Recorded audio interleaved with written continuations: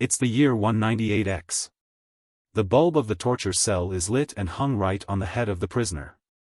The prisoner is hung using the chains tied to his hands. His body is covered in bruises and blood he received after being tortured. Even his feet are tied so that he cannot resist using them. A fly is sitting on his face sucking his blood.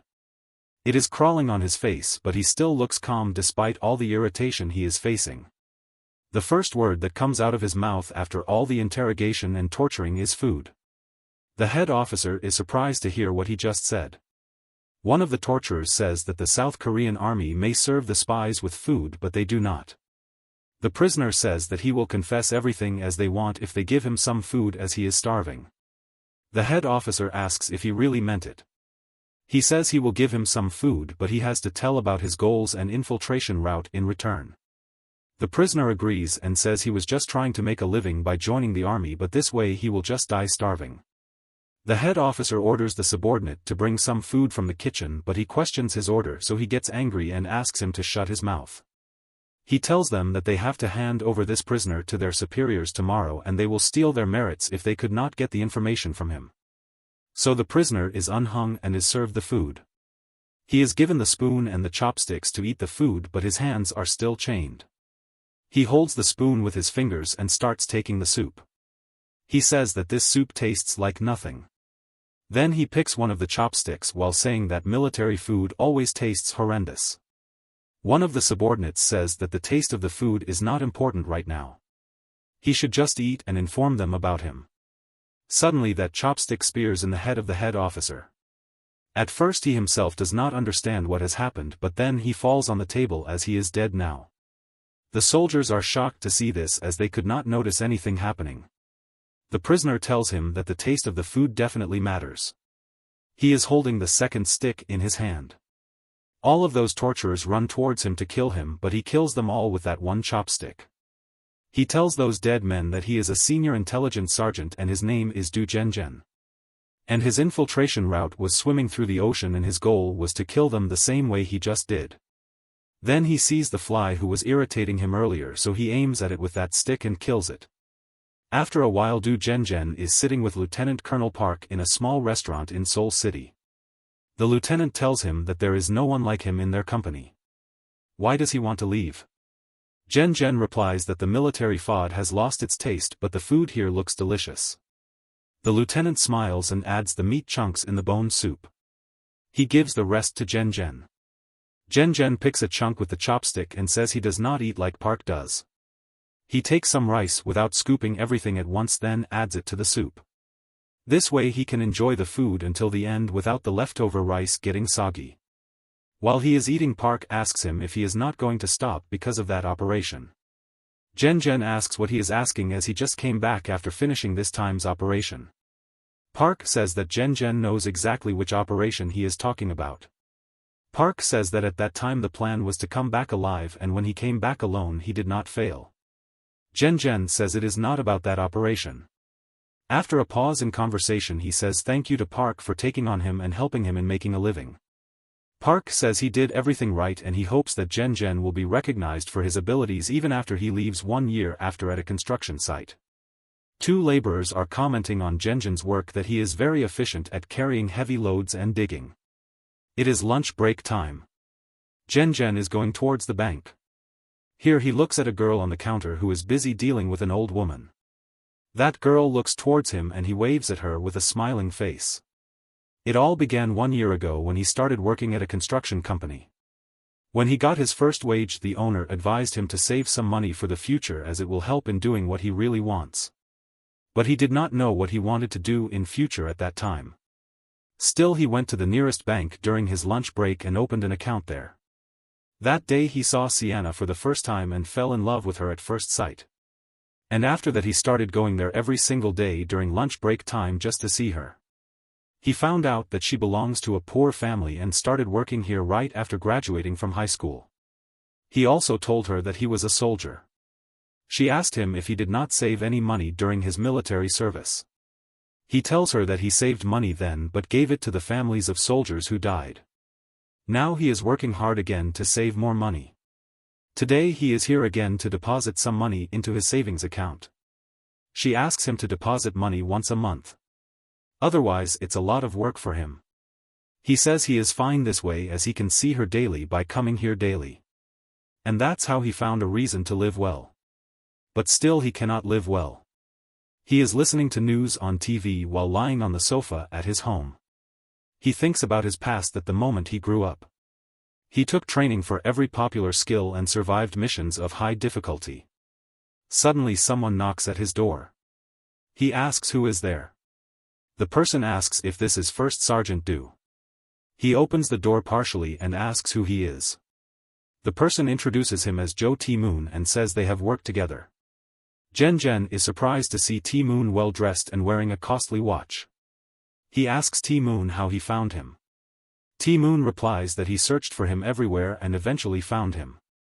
He tells Jen that he has a job request for him. Jen asks what kind of job it is. He replies that the kind he is best at. Jen says he does not want to get his hands dirty for money. T-Moon clarifies that he does not want him to kill anyone. He just wants him to teach someone a lesson. Jen gets serious and asks him to be honest with him about what he exactly wants. T-Moon says he is a successful entrepreneur in the public's eyes, but in reality he is the boss of a gang and the person he wants him to take care of is the boss of another gang. Jen tells him that he did not leave his army job to do something like that. T-Moon asks what he means by something like that. He further asks if he quit his job to live in a place like that while working a construction job.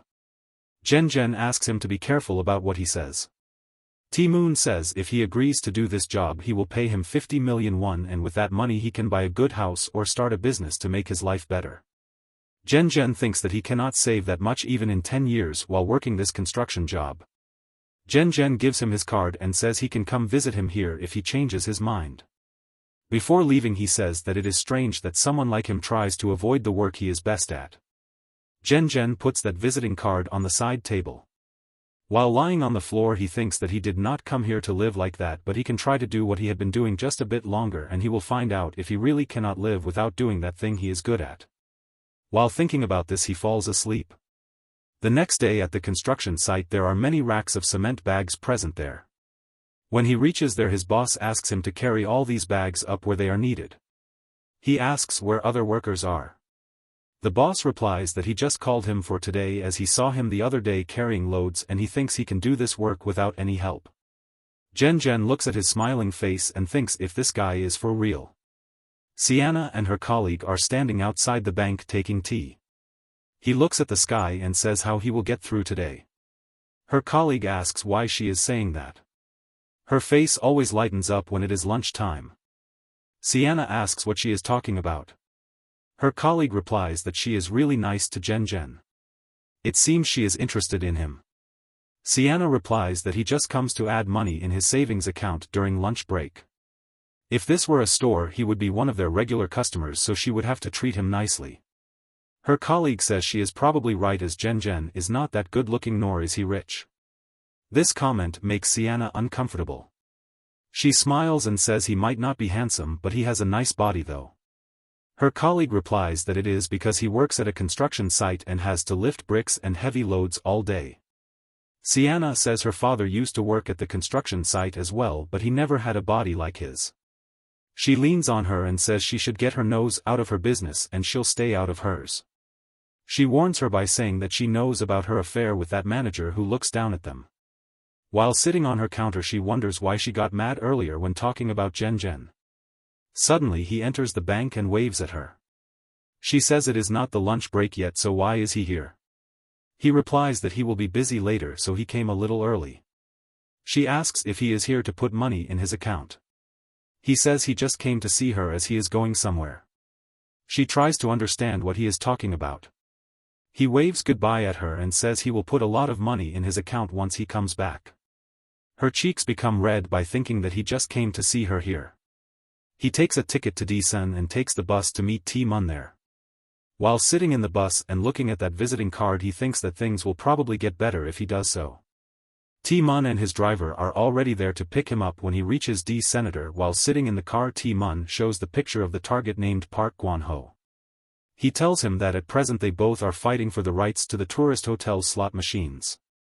According to the rules he cannot fight him directly, as this way he himself will lose the right to the machines, but if an unknown outsider that has nothing to do with their ordeal suddenly shows up and does this, things would run smoothly and he can get those rights. He warns Jen that it will not be easy, as Park knows that he will come for him, so he is under full security. He suggests that they should wait for a bit until he lowers his guard. Jen asks him what time it is. Tae-mun startles on this question of his. He tells him that it is past 12:30. Jen says it means there is a lot of time left until it is 4:30 p.m. The banks close at this time. He asks him to take him to Park so he can take care of him quickly. Then Tae-mun will be able to deposit money in his bank account before the banks close. Tae-mun sks if he goes now he will have to fight a lot of guys on security. Jen says it should not bother him. Tae-mun takes him to the hotel where Park and his underlings are having lunch. He also warns him about the special guard of the park who is always with Park. That guy used to be an Siren player. Jen asks what is the best dish at this restaurant. The driver informs him that the special dish here is their fried dumplings. Jen says he will be back soon and gets out of the car. Park is enjoying his lunch while all his underlings are present there as well. Jen is sitting at a separate table in the corner having the fried dumplings in front of him. He takes soy sauce and vinegar in a 1-to-1 ratio and pours them in a bowl. Then he sparkles the powdered red pepper in it. He dips the dumpling in it and eats it. The taste of the food satisfies him. He finishes his meal, takes the drink and thanks God for this delicious meal. After that he throws the glass towards Park and it smashes on the wall behind him. That fat guy asks what is wrong with him. Jen says he is trying to pick a fight as the noises his boss made while chewing food were annoying. Park looks at him in a weird way and orders his boys to get him and they all run towards him to attack him. After a while everywhere on the floor are scattered food, broken furniture and beaten men. Only Jen is standing keeping his hands inside the pockets. Park is leaning by the wall in the beaten state. He asks him who he is, as there is no way he did not know a man as powerful as him in this field. Jen replies that he can remember him as an outsider with severe anger management issues. He smirks while his nose is bleeding and asks who sent him. He says he will pay him double the amount if he works with him. Jen thinks if that guy has enough money to pay him 100 million won. Park gets that he is paid very handsomely. He says that it does not matter because Jen asks him because what? Why has he stopped speaking? Suddenly he realizes that someone is behind him. It is that fat guy holding a stole in his hands and ready to attack him. Jen defends himself by using his arms when that guy attacks. He feels immense pain, like something inside his body has broken. He is about to hit him again, but Jagnon kicks between his legs quickly. Tears ran down his face because of the pain. He falls on the ground and becomes unconscious. Jen looks at Park and asks him if it is 4:30 p.m. He looks at his watch and says it is not even 2 p.m. yet. Jen says it is good and walks away. Jen and Tae-mun come out of the bank after depositing money in Jen's account. Tae-mun says he did not think that they would have made it before the bank closing time. He asks what Jen is going to do with this money. He replies that he is not sure, but he saw some apartments near the bus terminal this morning and he may buy one of them. Tae-mun says that the neighborhood is not very good. He should look for an apartment somewhere in the middle of Seoul. Jen says he can try stocks as well, as everyone is doing it nowadays. Tae-mun asks if he has a stock in his mind. He suggests that he can go for Han Electronics, as there is no chance for a company to go bankrupt who is responsible for supplying electricity to the whole country. Jen says Sam Electronics seems fine to him, as the new chairman of that company is a smart guy. Suddenly he feels pain like he just got an electric shock. He asks if they can go to the hospital as it hurts where he got a hit. Tae-mun says they can go to the hospital that he visits regularly. Jen asks what he means by regularly. He replies that there is an old doctor who does not seem surprised when he shows up there after getting stabbed or hurt. His both arms got plastered and he wonders what has happened to him. The doctor tells him that his arms are fractured. The cracks will take a month to heal.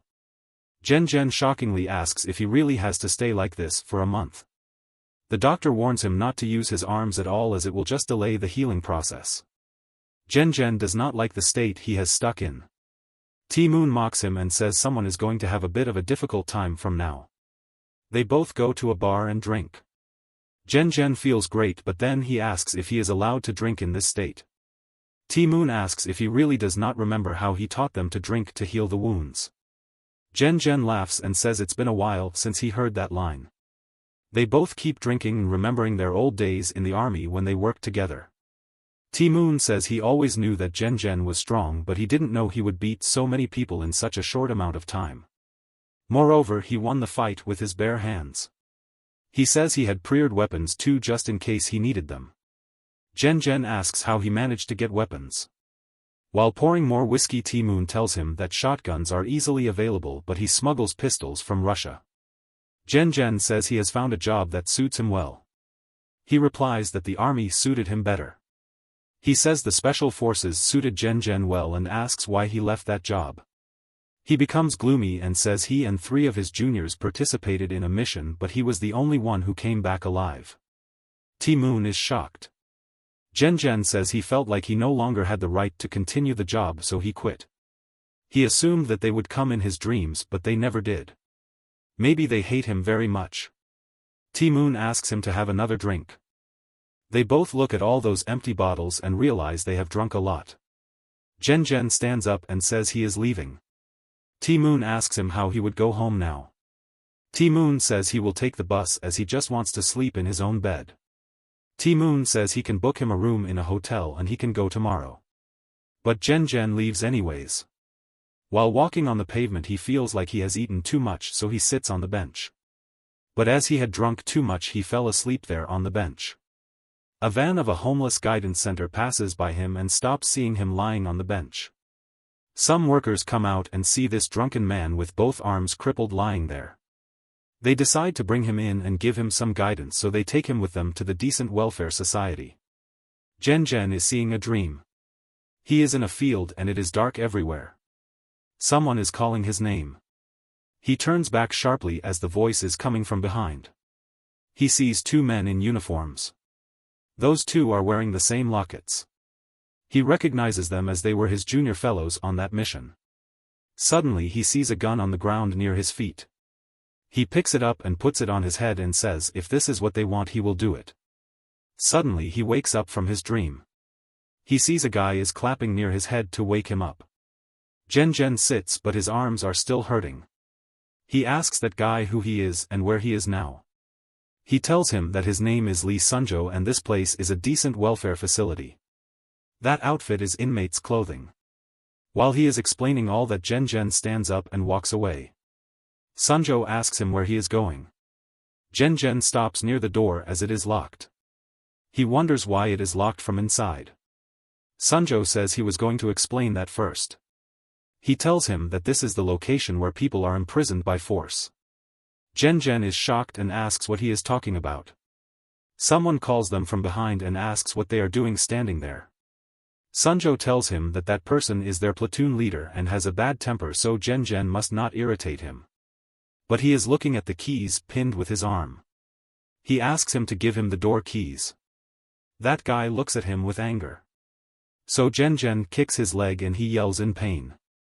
He wants to punch in his face, but then remembers what the doctor told him about not using his arms, so he stops. 2 of that leader's subordinates ask for permission to crush Jen. That guy orders them to send him to the ward. One of them moves forward to beat him. Jen thinks that he can beat them even with his injured arms, but if Sunjo is right and they are imprisoned there forcibly, it would be difficult to escape with injured arms. To escape from here, his arms need to be healed properly. But if his arms get hit even mistakenly, his injury is likely to worsen. So what should he do? At the same time, Sunjo comes forward and tells them that this guy just came in last night and does not know where he is. And he has no idea who a great platoon commander is, therefore he behaved in that arrogant way. That guy thinks that it makes sense. Sunjo says they should give him one chance and he will educate him properly. That guy thinks and asks Jen to beg for mercy. Sunjo asks him to beg and say that it was all his fault. Jen is still shocked and processing what is happening here, but still he bends his head and apologizes. But that guy punches in his head and asks him to behave better. Then he asks everyone to go and prepare for the roll call. While sitting in a row, Sunjo tells him that he did great and he will explain the things a bit later. Jen observes that he is counting the people. He says there are a total of 24 people including the new guy. Then he unlocks the door. While going out, Jen asks Sunjo where are they going, and he replies that they are going to have breakfast. After listening to the name of breakfast, he becomes happy. He observes the surroundings and thinks that this is not a military base, but it acts like one. It is not even a prison, but it locks people. But the strangest thing is that they call this a breakfast. He wants to stab the person in charge with a chopstick in his forehead, but they only give them a spoon. While eating the food, Sunjo tells him that this place is where the homeless people are brought in and guided. Jen says he is not homeless. Sunjo says none of the people there are homeless. This place is actually where anyone is captured and forced to work. The country funds every homeless person here, and to get that money, welfare imprisons people. Jen is shocked to hear that and asks who in the world does this to humans. Suddenly 2 well-suited men enter the room. Sunjo tells him that these are the people who do this to humans. These 2 are the director's sons. The one with the glasses is Park Gwang and he is the vice president here. The taller one is Park Yom and he is the general manager. Jen looks at them and guesses that they are inspecting there. Gwang comes to him and asks how he got these injuries on his arms. Sunjo tells him that Jen is the new inmate who came here last night. Gwang asks if it would be possible for him to live on welfare like this. Sunjo says he is taking good care of him and he will teach him everything. Gwang appreciates his efforts. Sunjo says he wants to be an honor student. Gwang gets his intentions and says he will remember his name the next time he picks for this post. Now Jen also finds the real motives of Sunjo for being so nice to him. Gwang asks Jen if the food here tastes good. He replies that the food is really bad here. Gwang asks what he just said. Sunjo also starts worrying as he was just doing good in front of the platoon leader, but now he is again misbehaving. Jen says he does not think this food is for even humans as everything is so rotten in this food. Gwang lifts that tray and pours it on his head. He says that he should be thankful to them for giving him this food. He smashes the tray in his head and says how he dares to complain about anything. Blood rushes into the eyes of Jen due to anger, but he does nothing due to his fractured arms. Gwang yells at Sunjo to teach him, so he says nothing crazy anymore. After they leave, Sunjo asks Jen if he is alright. Jen is cleaning himself after that humiliation at the breakfast table. He cannot even clean himself properly due to his fractured arms. After that, he and Sunjo are brushing the ground outside as this is the work they were assigned to. Jen says that his clothes are not drying properly as he wore them right after washing them up. He is still angry because of what Gwang did to him earlier. Sunjo tells him that his clothes will dry automatically when he works under the sun. He says that he should be relieved that Gwang did this to him before the bath time, otherwise he would have to wait to clean himself. He replies that it is unethical to do this to the people at all. An old bald inmate comes there carrying clothes to wash and says he agrees with the newcomer. Jen notices that his way of talking is a bit strange. Sunjo calls him Your Excellency and asks why he is here. Jen wonders if he meant the president when he called him Your Excellency. A man calls him from behind and says that His Excellence was to wash the clothes, so what he is doing outside there. His Excellence asks why it is him always who has to do the washing clothes. Jen asks why that guy was being referred to as Your Excellence. And why does he speak like he is the president? Sunjo says it is not that he is impersonating the president. It is that he thinks he is the president. That old man came back from the Vietnam War and after that he's been insane ever since. He sees things and has nightmares. He was very scared to see that bald president and shudders whenever he sees him on the news. As he ages he is balding and he cannot look in the mirror as it reminds him of that bald president. Jen says it is very unfortunate that he had to suffer through that owl. He asks Sunjo how he knows that much about him. He replies that that old man's friend was also locked up there and he told him everything, but he died due to some disease. Jen shocks and asks if he died here at this place. Sunjo says many people die here. Some due to injury, some because of sickness, or some because of getting beaten up by the staff or platoon leader. He says that the platoon leader said about sending him to the ward earlier if he remembers. If someone is sent to the ward, they do not treat him there. They just leave him until he dies. Jen says that these are really the bad guys. Suddenly the platoon leader calls everyone to assemble at the sports field right now. Sunjo tells him that today is the inquiry day and he can see the worst guy among all the bad guys. Jen wonders what he is talking about. All the inmates there stand in the rows to listen to the director of this welfare. His name is Park In-hee. Everyone bows in front of him. In-hee starts addressing and says there are various trees in the world and each of those have their own use. Likewise, humans also have their own use according to their perspective, characters and potential. However, those all standing in front of him are worthless beings who are completely worthless outside. He calls them twisted and unattractive trees. Then he says that just like Jesus, he became a carpenter, pruning and trimming useless trees like them so they can find their worth. Everyone starts clapping unwantedly. Jen does not like all the nonsense he is saying shamelessly. While pretending to listen to him, he discovers the structure of the welfare facility. This place is made by cutting off the middle of the mountain. Most of the place is surrounded by a high wall. The only place without the wall is the cliff where the mountain was cut. There is only one main gate. If he tries to escape through the gate, those guards will attack him at the same time. So it is difficult to escape with these arms. In-hee walks down the stage. He hugs his sons and says thank you for taking care of this place. Gwang goes on the stage and announces the name of the inmate selected as the honor student. Sunju is excited and hopeful that he might be selected as the honor student. Jen asks him what an honor student is. He replies that it is the person who is selected to send home from the welfare. Gwang says that the person selected this time is Kwak Daeong. Gwang calls him on the stage to say something. Daeong says thanks to him and says he is happy as he is finally going home. He is taken to the staff office where he asks when he will be sent home. Gwang tells him that the doctor will come and check his health last time before he is sent home. After a while the doctor comes there and does a general checkup of his and declares him healthy. Then he gives him an injection by saying that it is a nutrient that will keep him healthy outside. Soon Daeong falls unconscious.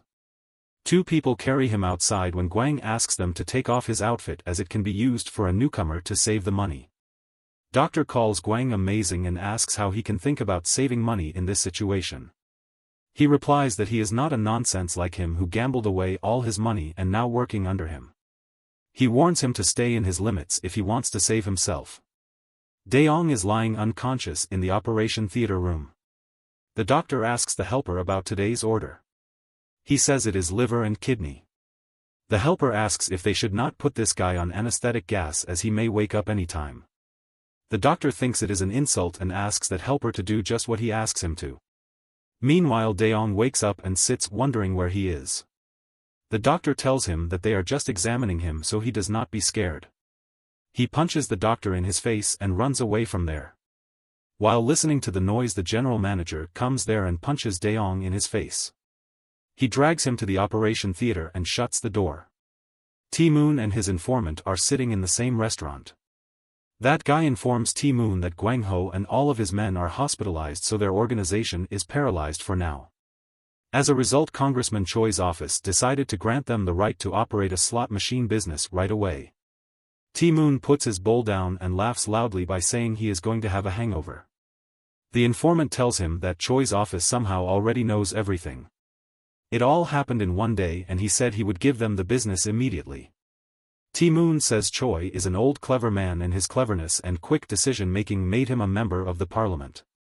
The informant says that he would like to cut the ribbon to celebrate the opening of the slot machine if T-Moon has no problem with this.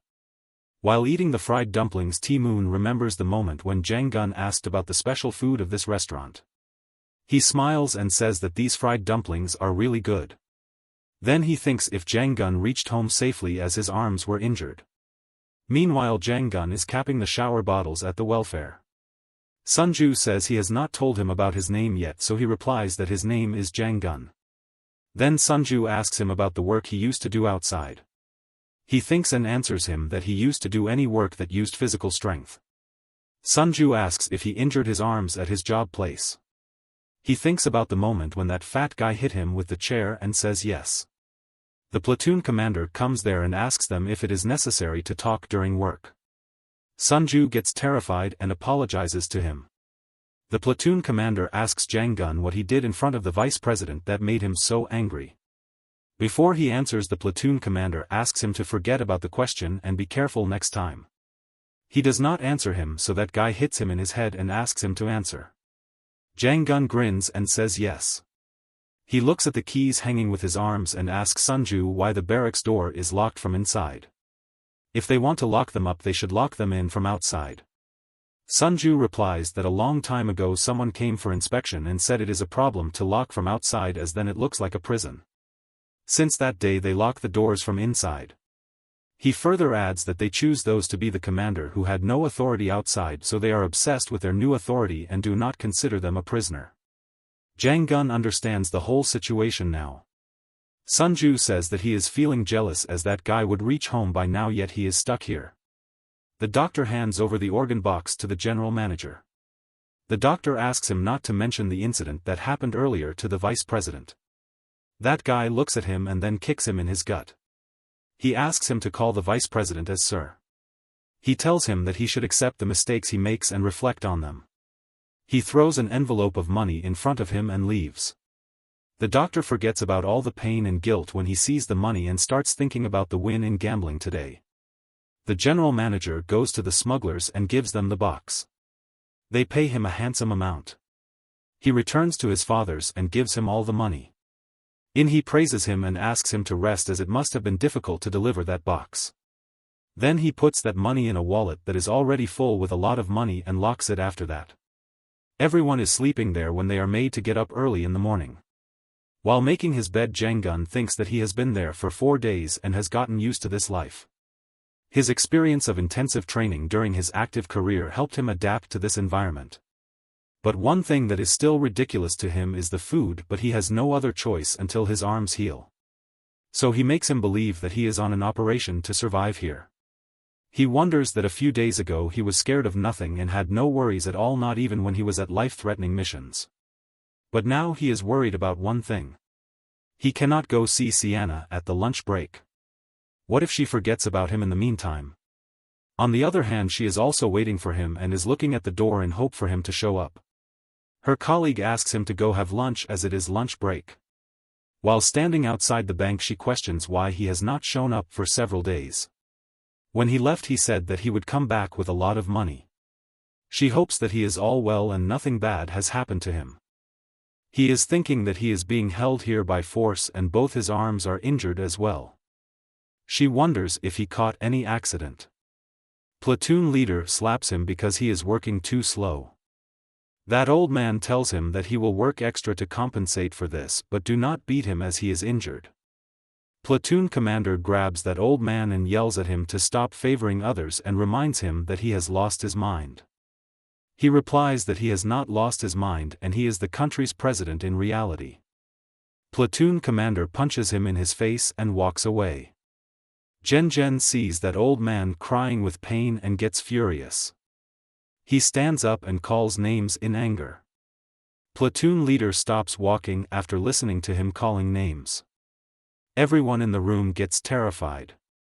Platoon leader turns his face in anger and asks him if he has gone insane. Jen stays calm and doesn't answer him. The two underlings of the platoon leader look at him with anger. Jen looks at them and thinks if they interrupted he would kill them as well. That guy runs towards him to attack him, but Jen jumps in the air and kicks him in his face. The kick was so hard that the platoon leader fell on the ground and became unconscious. Those two run towards him to beat him. Jen thinks that it is difficult to deal with 3 people at the same time when his both arms are injured, but these two are different and he can beat them easily. He looks at one of them and smirks to make him lose his cool, and it works. That guy attacks him again and again, but he dodges it every time. Then he finds the suitable moment and kicks his back knee. That guy grins with pain. Then Jen throws an upper kick at his chin and knocks him down.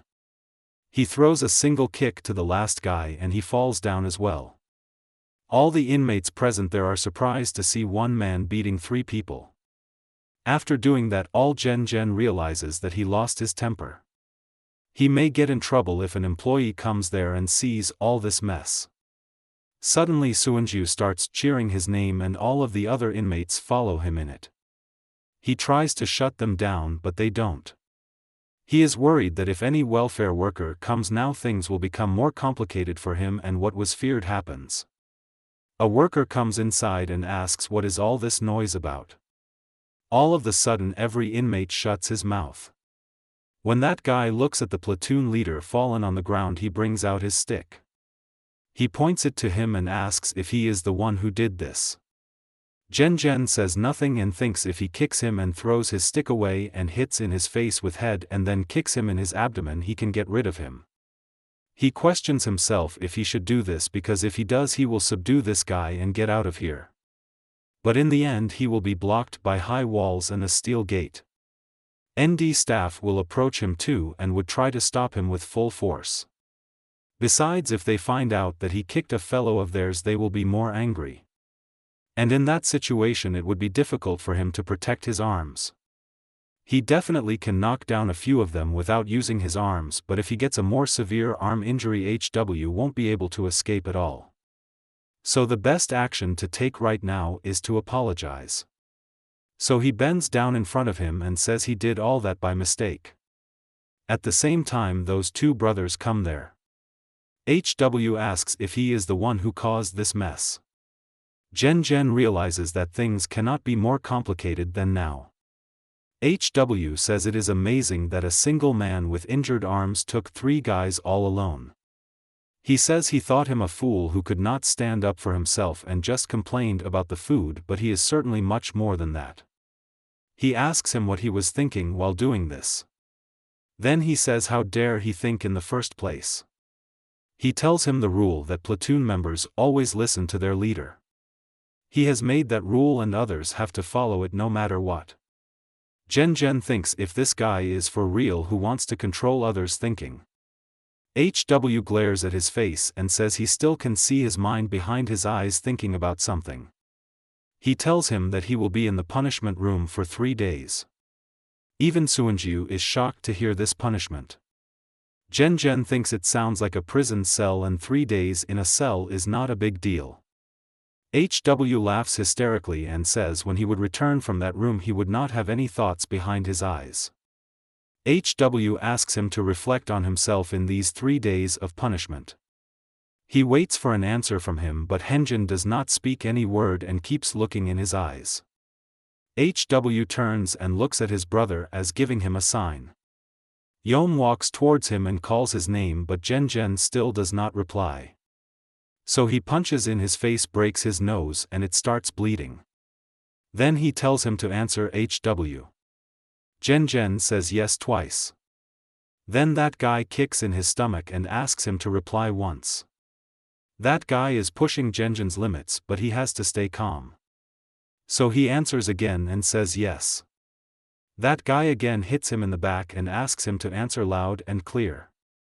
Before sending him to the punishment room, HW wants him to make an example for others so they don't revolt against him. That employee takes him outside to lock him up in the punishment room. Sunju is worried about what would happen to him at the punishment room. Henjin looks back at him and smiles. By seeing him smiling, Sunju thinks that he must have gotten hits on his head multiple times. While walking towards the punishment room he thinks about those hits he got and says that the general manager's fists are strong. He smiles by thinking that his fists are even better and he would like to have a fight with him once his arms completely heal.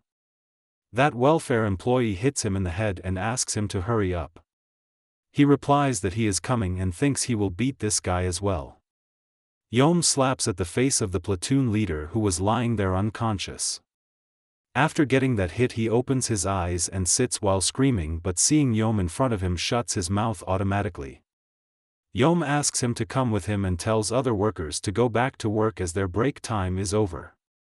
They take him outside. Guang tells him that in his opinion he is not fit to be a platoon leader anymore. He replies that it is not true and he is definitely capable of being a leader. Guang asks him how he can say that after getting beaten and knocked out by a man who cannot even use his arms. He grabs his badge and says how he can lead if he is so weak. He thinks that he is not weak but that guy is stronger and has fast legs. But he cannot tell this to Guang as he will be removed as platoon leader after that. So he lies and says that he was attacked from behind, therefore he could not protect himself. Guang asks if he wants to say that he can beat him in the real fight. He orders him to go ahead and beat him right now.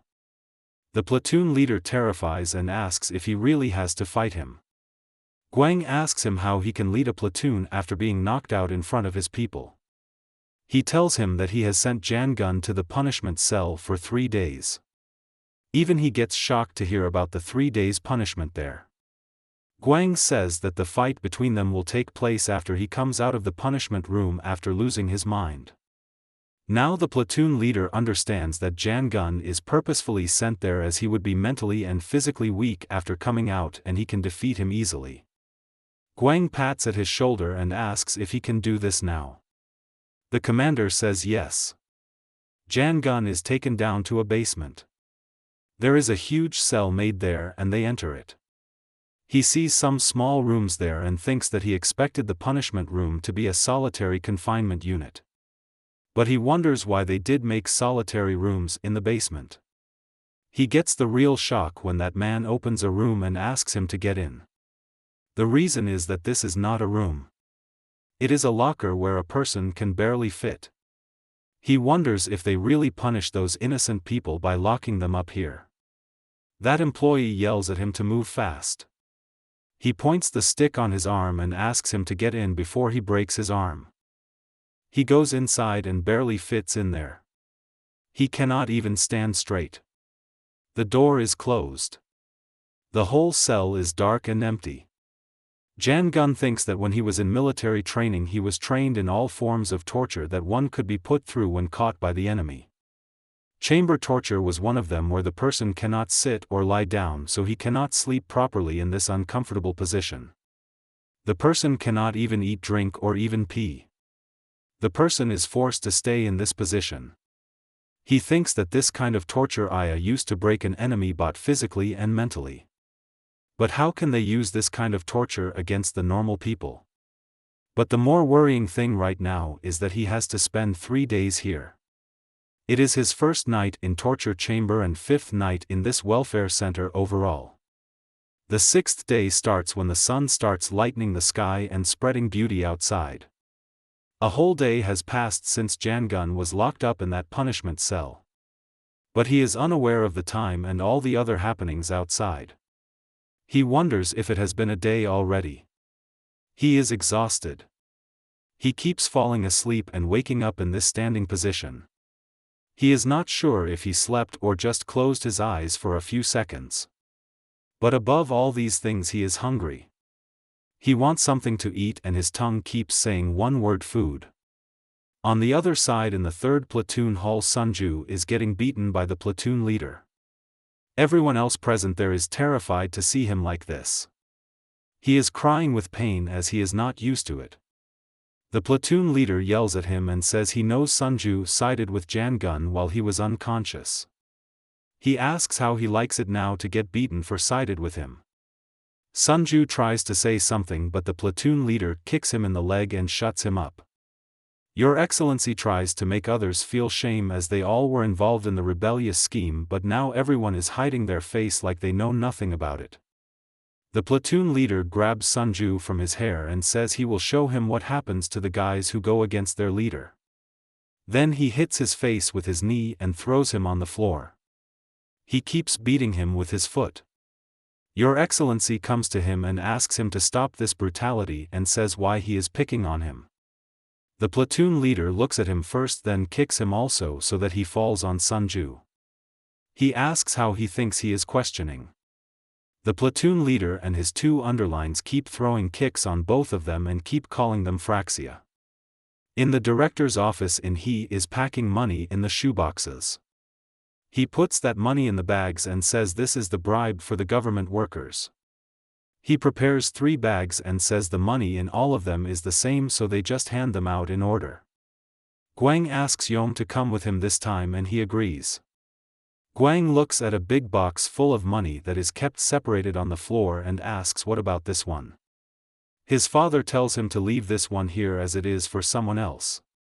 Yom asks why there is so much money in this box. He tells him that the person who will receive this box is not simply a government employee. He is a very important key to this country's management. Guang and Yom leave for those government employees to hand them with that money of bribe. Yom asks Guang how these people are helping them in their business and getting this reward in return. Guang replies that they help them in various ways. He gives the example of Decent City Hall's welfare department worker. He helps them get government funds. Guang gives him that gift bag and he replies he feels obligated to do more for themselves. Guang tells him that he does not need to do anything else. He should just keep working hard as usual. Then he goes to the seaside of the city and meets the Decent Police Station's chief there. After seeing the shoe box, that guy says these shoes seem nice and heavy. Guang bends his head in respect and says that the chief has to run around the country for the citizens. He should keep doing what he does and run around in these shoes. He meets the last person on an empty road and gives him his present. This person is Decent District's prosecutor. He holds the bag in a way like guessing the amount by weight. He replies to him in a coded way and says that he likes apples though, but pears can do this time. Guang assures him that he will bring apples once they are in season. As that prosecutor leaves, Guang murmurs that he does not need to be picky about it and take what they are giving him. He tells Yom that these people suppress any attempt by a whistleblower to expose the truth about their welfare center to the public. Then he gives him some money. Yom is surprised and asks if he took some of the bribe money.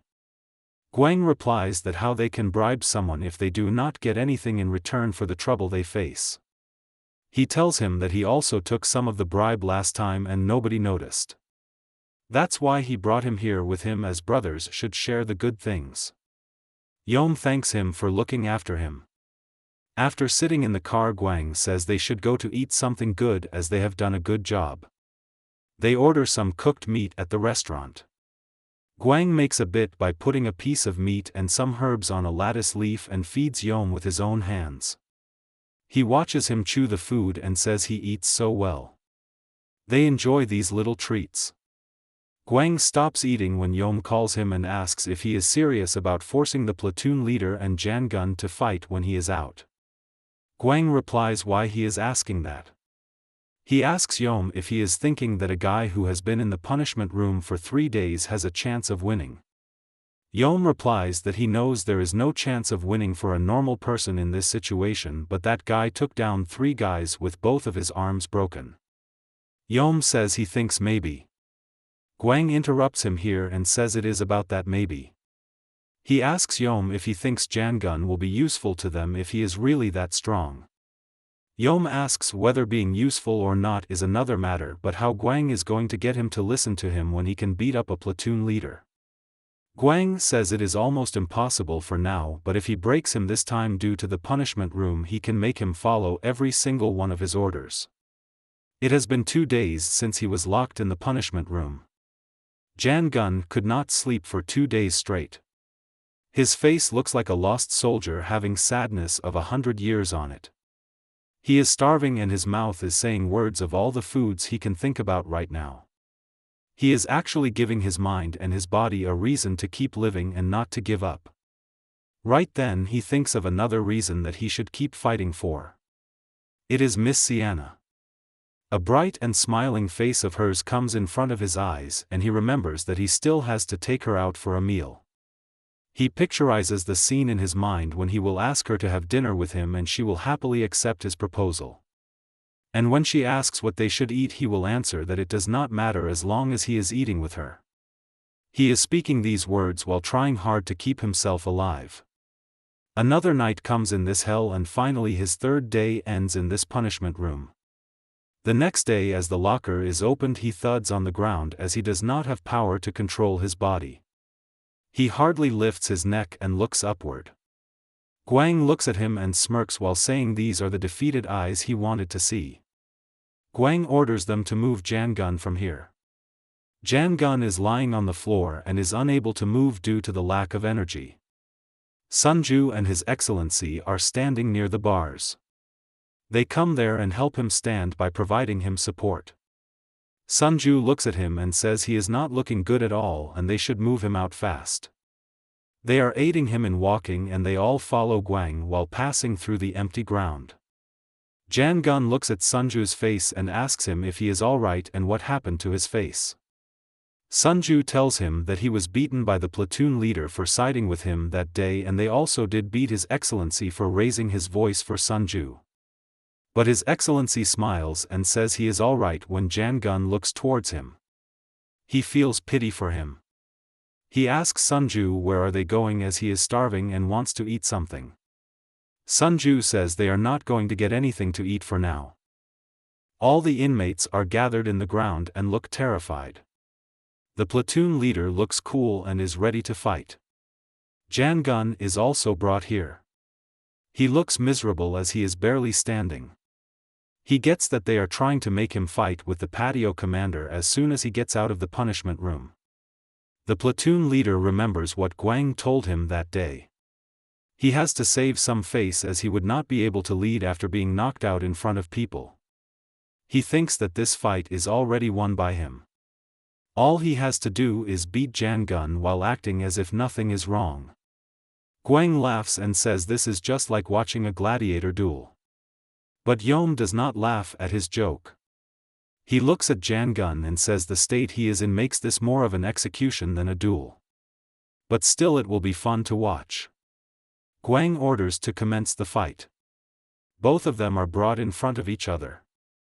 The referee tells them to begin when he gives them a signal. Jangun thinks that he wanted to have some rest for a while. The platoon leader looks at his friends as they are trying to tell him something. The referee gives the green signal to start the fight. The platoon leader screams the way like trying to intimidate Jangun. He recalls yesterday's meeting with his friends.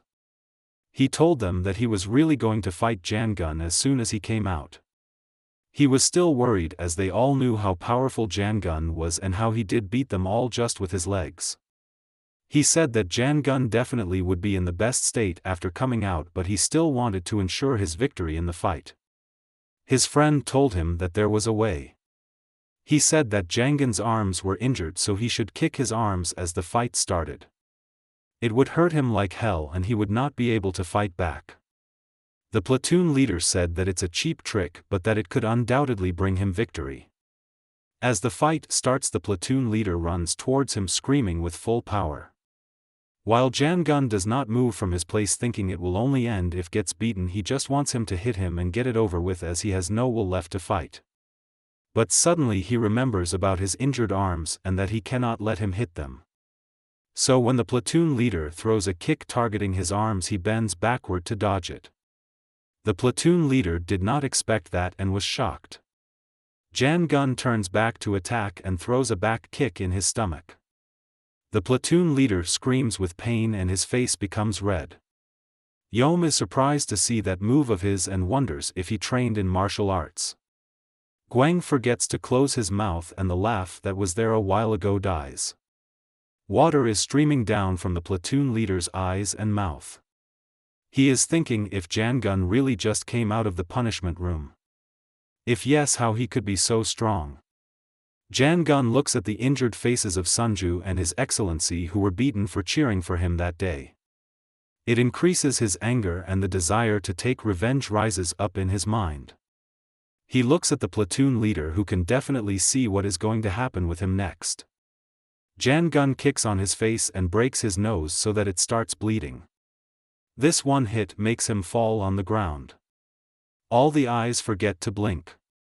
All the faces there are extremely shocked. Jangun is not cooled yet, so he keeps hitting him with kicks on his face. The friends of the platoon leader are terrified to see what is just happening there. Sunju gets excited and again starts cheering for him. Your Excellency is happy too and says he always believed in him. The platoon leader seems half dead as foam comes out of his face. Jangun goes near Guang and asks him if he is satisfied now. Guang replies that he is a funny guy and yes, he is completely satisfied. So he says he is going to, but before he completes his sentence his eyes shut automatically and he falls on the ground. The referee runs towards him to check if he is alright. Guang inquires what happened to him. The referee looks at his face and says he is sleeping. Guang smirks and says this guy is extremely amusing and he has thought of a good and fun idea for him. Jan Gun was sleeping peacefully but suddenly he opened his eyes. He sees Sunju standing beside him who is excited to see him awake. Jan Gun looks weak and cannot open his eyes properly. He asks in his feeble voice what happened. Sunju replies carelessly that he fell asleep and Sunju carried him over here. He also skipped work today to be here with him. Jan Gun tries to sit up. Suddenly he sees the ribbon and keys attached with his arm and asks Sunju what is this. Sunju tells him that when he was asleep the vice president named him the 3rd platoon's new leader. He looks at him and asks if he is telling the truth. Gong and Yom are in the office. Yom looks a bit worried about something. Guang is making tea and adds tea sugar and milk 2 spoons each. He gives Yom his cup and asks him to be careful as it is hot. While taking a sip of tea Yom asks him what he was thinking back then. Guang says what he wants to ask. If he doesn't like the taste of tea as it tastes fine to him, Yom replies that he is talking about that. He is actually asking why he made Jan Gun the platoon leader. Guang replies that the first and the most important reason is the previous leader was weaker than he anticipated and Jan Gun is stronger than he thought, so he will be of use when they need it. Yom says that in his opinion Jan Gun is not just a regular guy who knows how to fight. He thinks about his fighting style and says that he is definitely a trained fighter. Guang asks him what he wants to say here.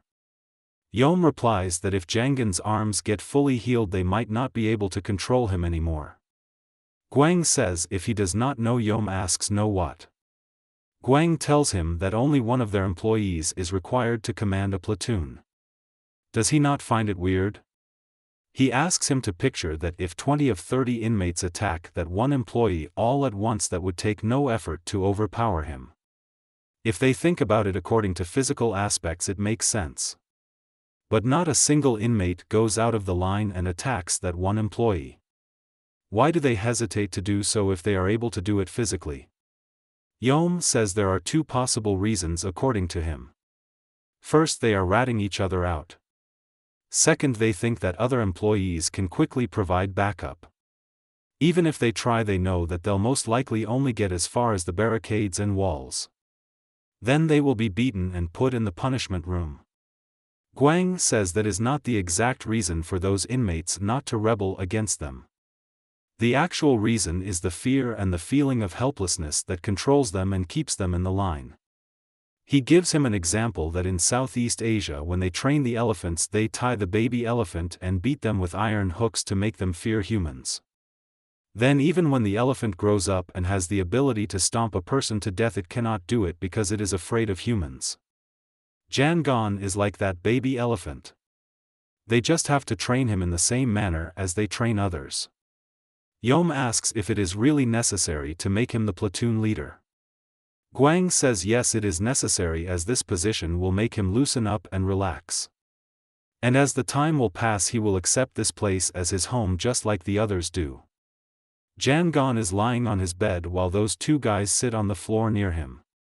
They ask him to forgive them for what they did in the past to him. Jan Gun was told that the previous platoon leader was sent to the ward after the fight. Now his followers are pleading for their lives on their knees. He tells them that they are asking him for forgiveness but he cannot forgive themselves. Their faces become gloomy and they ask why.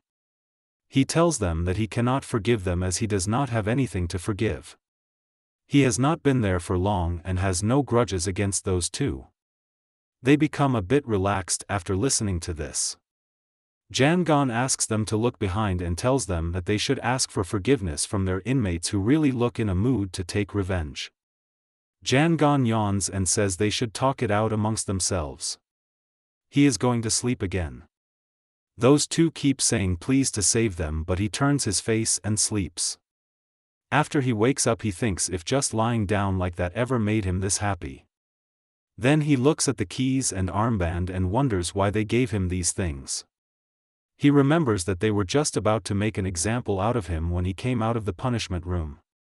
They were hoping to save some of that platoon leader's face from his last defeat. But then their plan got ruined by him when he knocked that guy down, and they probably sent him to the ward because he was no longer useful after losing to him twice. He says he can understand their plan till this part, but what can be the possible reason behind making him the platoon leader? Do they think that giving him this position will get him addicted to the taste of power like that guy was, and this way they can make him listen to them? He smirks and says how adorable this is. Who they think he is, he says either they have not met anyone smarter than them because their environment is stupid, or they do not know that other people are not selfish like them. He decides that for now he will do what they want him to, as this is the best course right now. At the decent hotel, it is the opening day of the casino and dining lounge. All the decorations are made accordingly. Taemun and Choi are ready to cut the ribbon. The addresser makes an announcement about the ribbon-cutting ceremony and starts the countdown, and the ribbon is cut by them. The media takes coverage of the whole event. Choi shakes hands with Taemun and congratulates him on this big day and says it was worth the wait.